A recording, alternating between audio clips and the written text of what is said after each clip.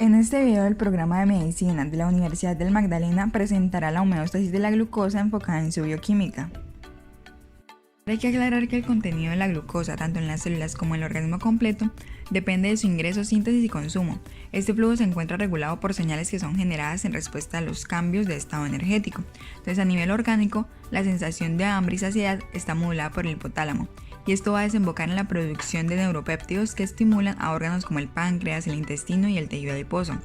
Estos van a responder y van a promover la producción de hormonas como la insulina y el glucagón. Y estos receptores de estas hormonas van a generar a nivel celular el aumento o disminución del metabolismo de la glucosa. Lo que sucede con esta regulación es que a nivel celular incluye la activación de factores de transcripción de diferentes enzimas, así como su fosforilación, y esto lo que va a llevar es un control de su actividad. Entonces, esta fina regulación energética del organismo es un ejemplo claro de la compleja función de la homeostasis celular. Sabemos que la glucosa es la fuente de energía más importante de las células que componen el organismo. Esto se conoce como el nivel de azúcar en sangre, la cual absorbemos de cada uno de los alimentos que consumimos. Los niveles correctos de la glucosa nos permiten mantener un buen funcionamiento del calor corporal, de la respiración, de los latidos del corazón y sobre todo de una buena digestión. El objetivo principal de la creación de glucosa en la sangre es la de absorber los azúcares buenos de los alimentos y convertirlos en energía para todo el organismo. Cuando el páncreas crea insulina, no solo lo hace con el fin de enviar el combustible necesario al cuerpo, sino que también actúa como un recaudador de glucógeno, que va a servir como reserva energética tanto para los músculos como para el sistema digestivo. Lo que quiere decir es que va a almacenar la energía que luego nos servirá para realizar diferentes actividades físicas. El metabolismo de la glucosa comienza con su transporte del flujo sanguíneo al interior de las células. Esta molécula entra a través de transportadores específicos que pueden ser dependientes o independientes de sodio.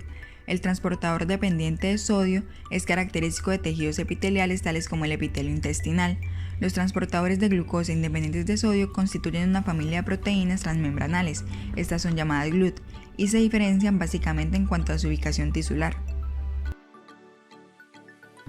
Para adentrarnos más en la homeostasis, debemos conocer que esto hace referencia a la tendencia a resistir cambios con el fin de mantener un ambiente interno estable y relativamente constante. Esta homeostasis suele usar ciclos de retroalimentación negativa, que van a contrarrestar cambios en los valores blancos, es decir, cambios en los valores de referencia, y esto pues de varias propiedades.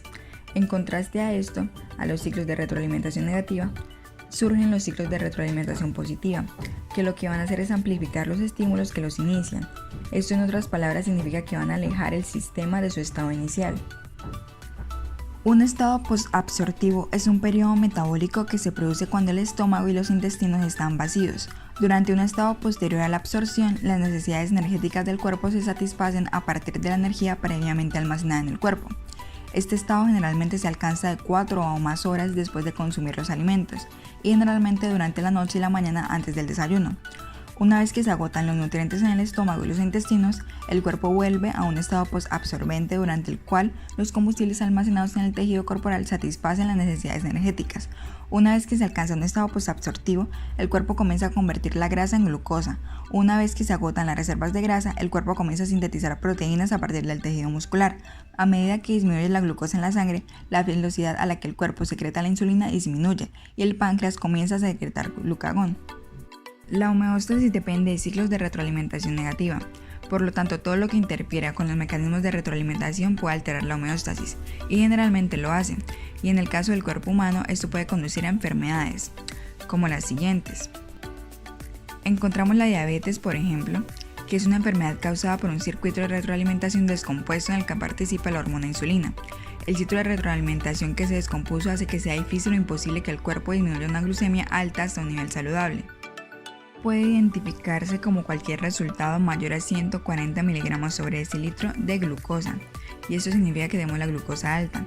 Los niveles de azúcar en la sangre los absorbemos a través de las frutas, bebidas y comidas que consumimos a diario.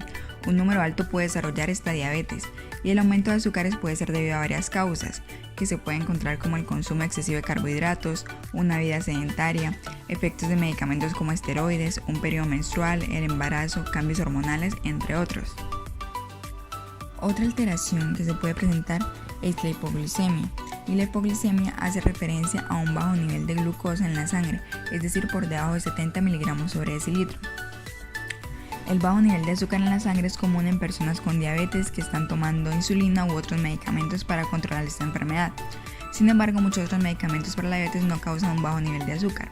El ejercicio también puede llevar a un bajo nivel de azúcar en la sangre en personas que toman insulina para tratar su diabetes. En personas que no tienen diabetes, el bajo nivel de azúcar en la sangre puede ser causado por un consumo de alcohol, por falta o deficiencia de una hormona como cortisol, hormona de crecimiento u hormona tiroidea, por una insuficiencia cardíaca, renal o hepática grave, entre otras.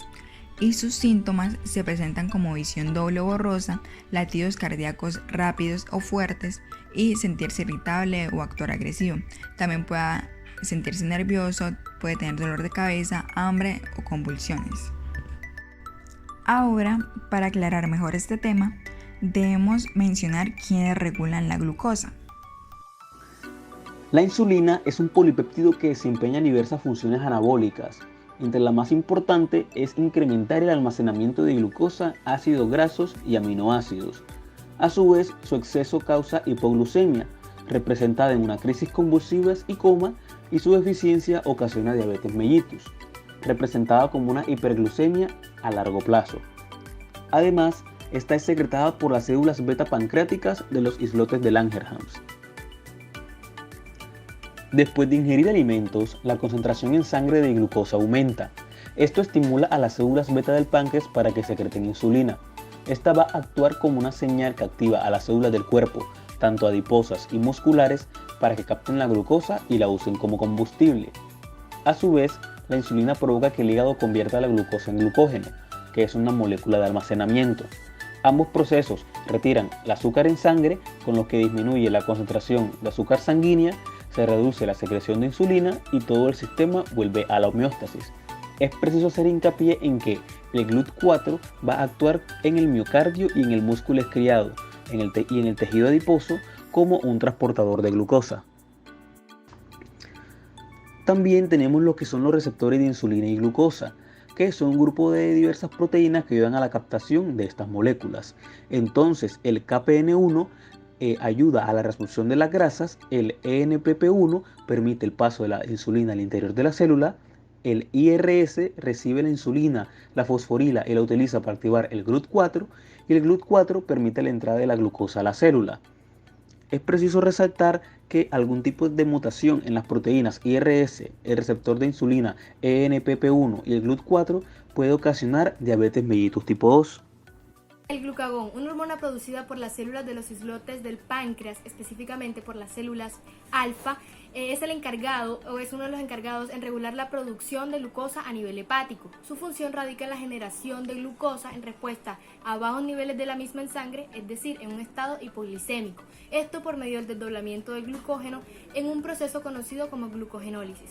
Por ejemplo, si no se ha ingerido alimentos en un rato, la concentración plasmática de la glucosa se va a ver disminuida, entonces las células alfa empezarán a liberar glucagón. El glucagón va a activar la fosforilasa a nivel del hígado. Esta es la glucógeno fosforilasa, por medio de la activación del AMP cíclico. Esta fosforilasa lo que va a hacer básicamente es que va a romper los enlaces alfa-1,4 del glucógeno y por medio de otras enzimas también pues va a desintegrar totalmente el glucógeno. Al final del proceso, la glucosa 6-fosfatasa situada en la luz del retículo endoplásmico liso catalizará la hidrólisis del producto glucosa 6-fosfato glucosa para liberarlo a la sangre. Esta liberación va a producir un aumento de glucosa en el plasma y este aumento va a producir una disminución de la secreción del glucagón, volviendo así a un equilibrio al organismo o a una homeostasis. Bien, el glucagón también incrementa la gluconeogénesis a partir de aminoácidos y lactato. Sabemos que la gluconeogénesis es un proceso por el cual se produce glucosa a partir de precursores no glucídicos, en este caso los aminoácidos y el lactato. La glucosa es indispensable para el organismo, especialmente para el sistema nervioso y para los eritrocitos. Luego de un ayuno prolongado, como lo es el ayuno nocturno, la glucogenólisis y la gluconeogénesis van a proporcionar glucosa en sangre de forma casi equivalente. Cuando las reservas de glucógeno se ven deterioradas o se ven agotadas, el proceso de gluconeogénesis cobra relevancia. Estos dos procesos van a contribuir o tienen que ver con el efecto hiperglucemiante del glucagón. 3. El glucagón lleva a cabo acciones contrarias a las de la insulina. Mientras que la insulina se activa como respuesta a un incremento de la glucosa en sangre, para formar reservas de glucógeno a partir de glucosa y reducir los niveles a nivel plasmático de esta última, el glucagón se va a activar en situaciones de hipoglicemia, es decir, de bajos niveles de glucosa, para degradar glucógeno en glucosa y liberarla al torrente sanguíneo y así aumentarla a nivel plasmático. En cuanto a las patologías que afectan la homeostasis del glucógeno, tenemos la enfermedad de Pompe, que es una glucogenosis tipo 2 con patrón de herencia autosómico recesivo y es causada por la deficiencia de la enzima alfa-glucosidasa ácida, que provoca un acúmulo de glucógeno en los lisosomas de los macrófagos. Están descritas 3 formas clínicas de la enfermedad, que incluyen la variedad infantil, la juvenil y la tardía. En la infantil se caracteriza por una miocardiopatía hipertrófica o infiltrativa, hipotonia, hepatomegalia y macroglosia. En la variedad juvenil hay fiebre recurrente, infecciones respiratorias y discapacidad motora progresiva. Todos los pacientes con enfermedad de Pompe tienen deficiencia de GAA y el diagnóstico se basa en recurrir a diferentes métodos en diferentes tejidos. La especificidad y la sensibilidad de cada prueba depende del tejido, el tipo de sustrato y las condiciones de la técnica. La actividad enzimática de la GAA medida en fibroblastos se considera el estándar de oro, porque los fibroblastos cultivados en la piel tienen la mayor cantidad de GAA y muy poca actividad de la alfa-glucosidasa neutra, por lo que la interferencia es mínima, aunque el resultado puede tardar entre 4 y 6 meses. La prueba permite distinguir entre la forma clásica y la tardía.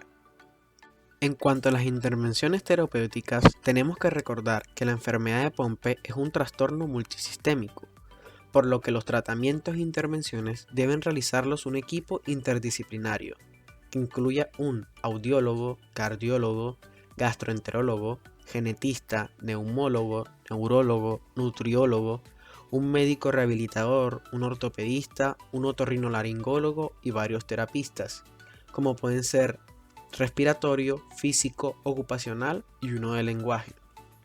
En las terapias usadas existe una llamada terapia de reemplazo enzimático, con la abreviatura TRE. La aparición de la TRE cambió la historia natural de las formas clínicas de la enfermedad de Pompe. Esta consiste en la administración intravenosa de una forma precursora a la enzima alfa-1,4-glucosidasa, que es capaz de penetrar en los lisosomas. Los pacientes con enfermedad de Pompe tardía presentan una respuesta prometedora a esta terapia, y en los pacientes con la forma clásica se obtiene mejoría en el corto plazo. Los casos que permitirán conocer la respuesta más allá de los 8 años se encuentran aún en seguimiento. Varios estudios clínicos en pacientes con enfermedad de Pompe clásica han mostrado que la TRE prolonga significativamente la supervivencia y además se observa que disminuye los requerimientos de apoyo ventilatorio y mejora la función cardíaca al reducir la cardiomegalia. Para concluir, queda claro que el contenido de glucosa, tanto en las células como en el organismo completo, depende de la entrada y el consumo de estas moléculas, y el flujo que se encuentra regulado por señales que mantienen el estado energético. Preservar los niveles de energía en equilibrio es un proceso que está completamente orquestado, y esto comienza con la generación de señales en el estómago e intestino, y que son recibidas y detalladas por el cerebro, para finalmente generar la regulación metabólica celular que se va a reflejar en el organismo completo. La regulación autonómica de la homeostasis energética involucra el esfuerzo coordinado de varias regiones cerebrales interconectadas, como el hipotálamo, la amígdala y el tallo cerebral. Sin embargo, los mecanismos que actúan sobre el sistema nervioso central y el reconocimiento de las hormonas y la liberación de péptidos que permiten el control de la homeostasis no es totalmente conocido. Entonces, el esclarecimiento de estos procesos permitirán entender la fisiología normal del organismo y estados patológicos como la anorexia, la bulimia y diabetes y obesidad, y enfermedades que, actualmente aquejan a nuestra sociedad. Esperamos que hayan disfrutado este video. Muchas gracias por su atención.